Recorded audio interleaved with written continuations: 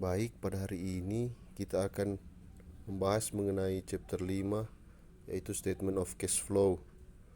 Jadi, cash flow ini digunakan untuk menghitung arus kas yang terjadi selama satu periode. Terdapat 3 komponen dalam arus kas ini, yaitu operating activities atau aktivitas operasi yang berkaitan dengan aset lancar dan utang lancar. Selanjutnya terdapat investing activities atau aktivitas investasi yang berkaitan dengan aset tetap, dan financing activities yang berkaitan dengan pendanaan, yaitu terkait dengan obligasi, share capital ordinary, pokoknya semua yang termasuk dalam pendanaan masuk dalam financing activities. Kita masuk saja pada contoh soal. Jadi di soalnya itu terdapat perbandingan neraca selama dua periode atau 2 tahun. Jadi yang pertama itu kita tentukan perbedaannya.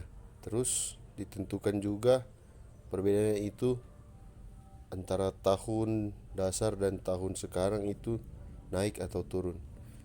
Contohnya seperti soal ini, misalnya land. Pada tahun 2018 total land itu sebesar $110, dan pada 2019 itu sebesar $71.000. Jadi terdapat penurunan antara tahun 2018 ke 2019 sebesar $39, 39.000, maaf. Selanjutnya equipment 2018 sebesar $200.000, dan pada tahun 2019 mengalami kenaikan menjadi $270.000. Jadi terdapat kenaikan sebesar $70.000. Akumulasi depresiasi equipment itu pada 2018 sebesar $42.000, dan pada tahun 2019 sebesar $69.000. Berarti terjadi kenaikan. Sekedar informasi, untuk menghitung naik atau turunnya jumlah aset atau ekuitas dan liabilitas itu tanda kurungnya diabaikan saja untuk menghitung kenaikan atau penurunannya.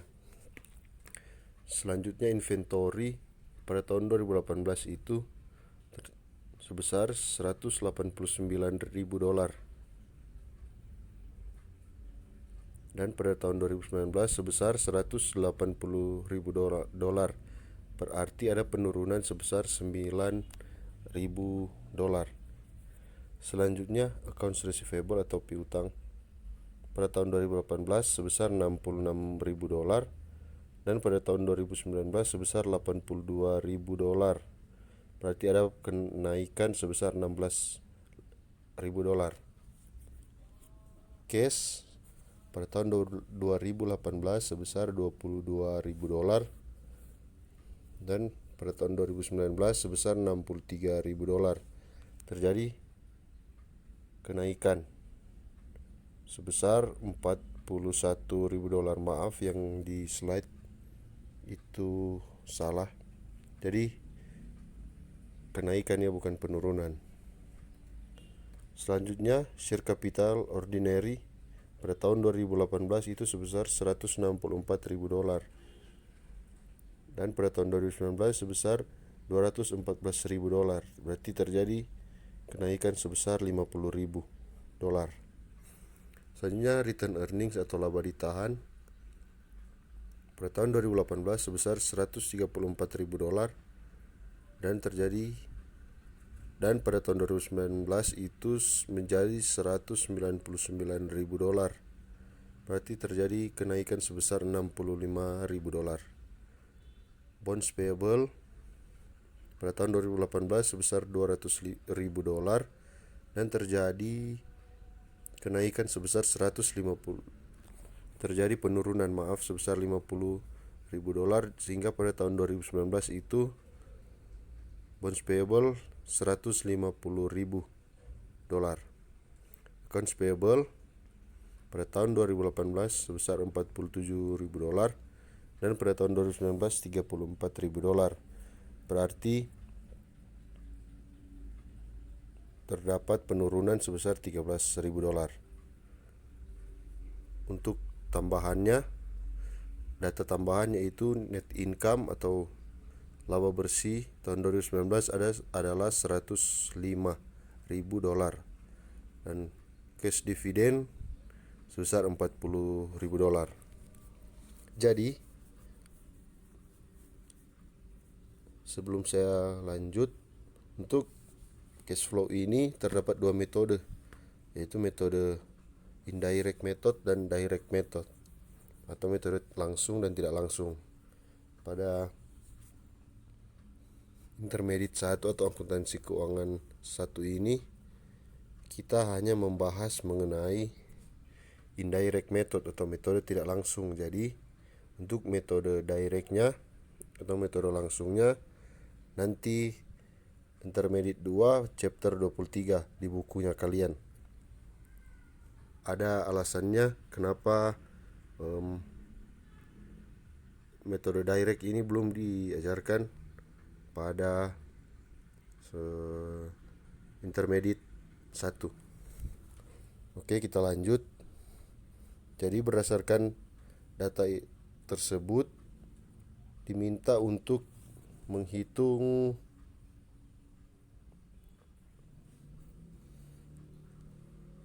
menyusun statement of cash flow. Jadi yang pertama itu kita buat cash flow from operating activities. Jadi untuk metode tidak langsung ini, komponen yang pertama yang harus kalian catat adalah net income.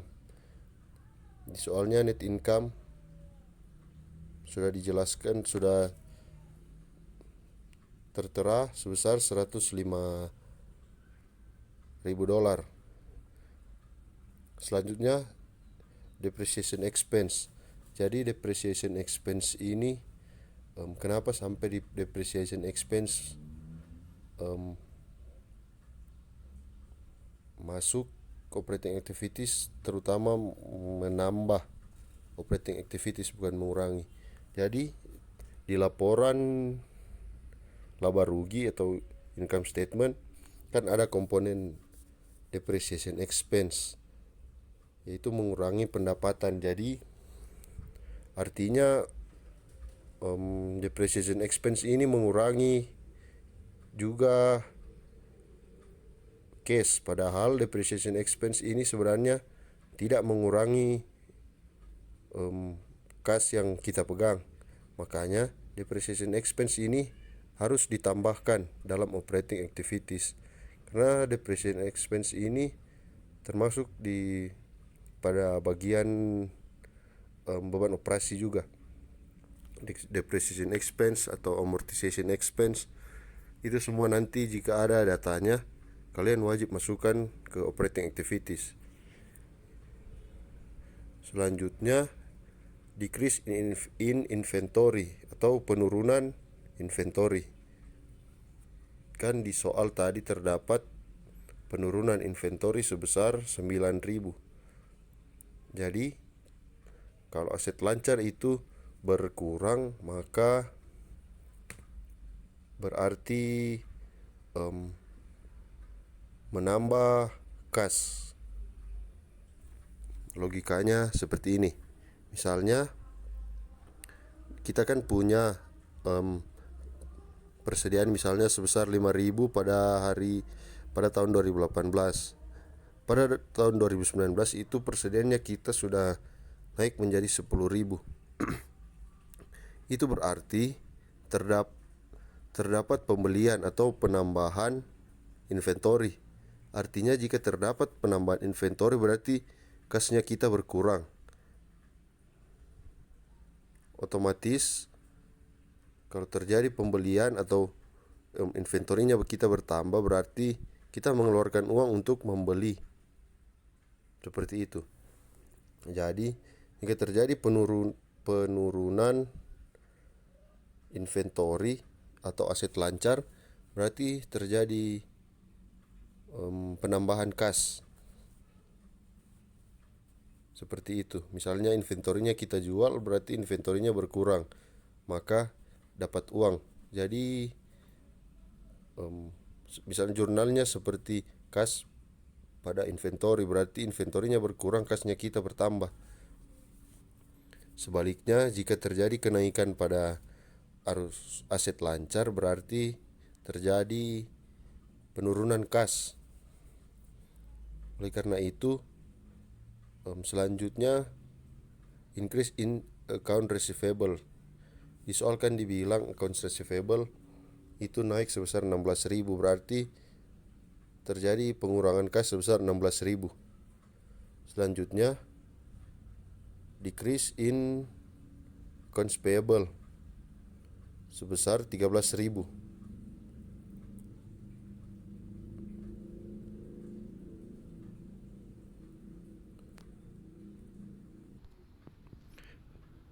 Selanjutnya kita total cash flow from operating activities-nya sebesar 112.000 dolar.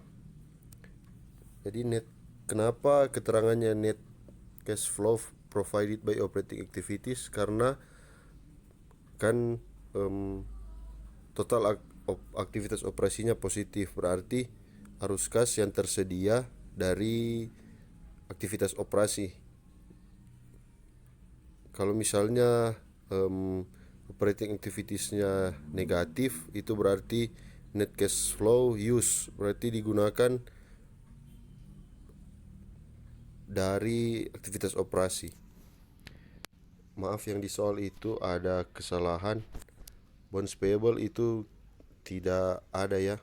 Jadi dikoreksi saja, 50.000-nya itu untuk penurunan bonds payable, itu sebenarnya tidak ada.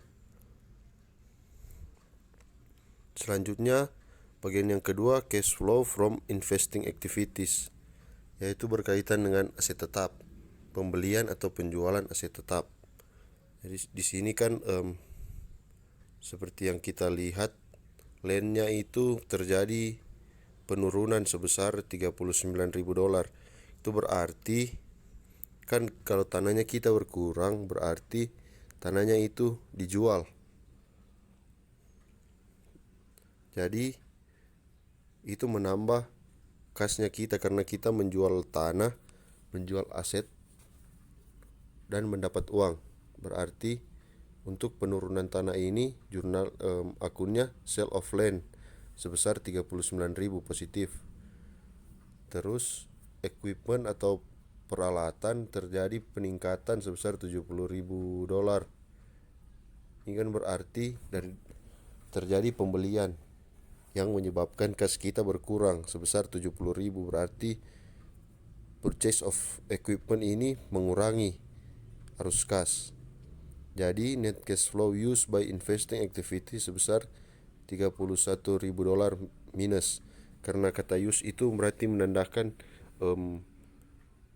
minus ya.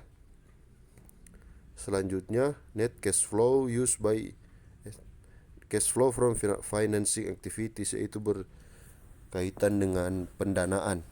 Jadi kalau terdapat pembayaran dividen, penerbitan saham, itu masuk sebagai financing activities. Terus utang juga, utang jangka panjang itu bisa masuk juga di financing activities. Misalnya obligasi atau bonds payable jangka panjang itu masuk sebagai financing activities. Kalau jangka pendek berarti masuk operating activities. Di soal disebutkan cash dividend sebesar 40.000 declare and paid. Jadi berarti kan perusahaan ini membayar dividen sebesar 40.000, berarti payment of dividend sebesar 40.000. Jadi net cash flow used by financing activities itu sebesar 40.000 minus total karena terjadi kenaikan kas, maka net increase in cash sebesar 41.000 karena hasilnya positif. Kalau hasilnya negatif berarti net decrease in cash.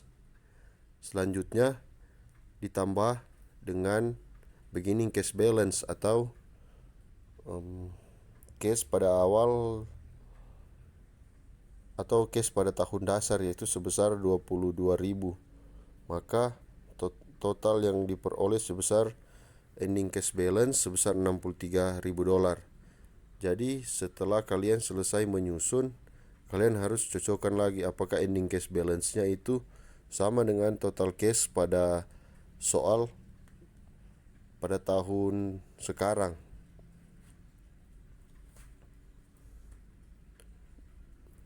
Terus saya ingatkan lagi untuk semua laporan income statement, statement of changes in equity, statement of return earnings, balance sheet atau statement of financial position, sama statement of cash flow ini kalian harus mencantumkan kopnya ya atau judulnya, yaitu seperti contoh yang kita bahas hari ini, yaitu Elite Company Statement of Cash Flow for the period ended December 31, 2019.